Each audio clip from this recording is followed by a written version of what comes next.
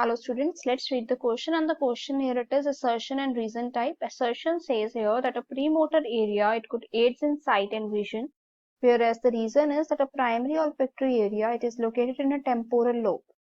So option A is both assertion and reason are true, and the reason is a correct explanation of assertion. Both assertion and reason are true, but reason is not the correct explanation of assertion. Option C is assertion is true but the reason is false. Option D is assertion is false but the reason is true. So student यहाँ पर अगर हम लोग की concept की बात करते हैं तो वो क्या है, that it would be human brain.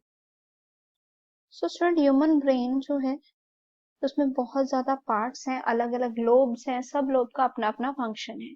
And human lobe का सबसे लार्जेस्ट पार्ट जो होता है वो होता है सेरिब्रम.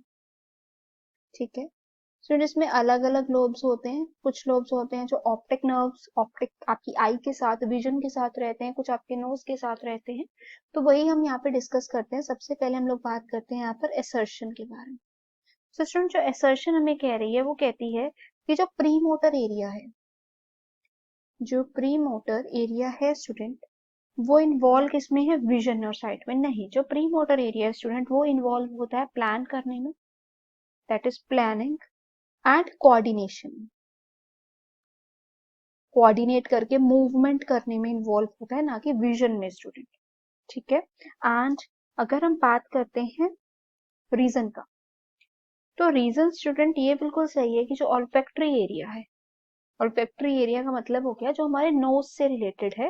ठीक है, वो जो एरिया है student that is possesses the smell. ये कहाँ पे प्रेजेंट होता है, ये प्रेजेंट होता है टेम्पोरल लोब में.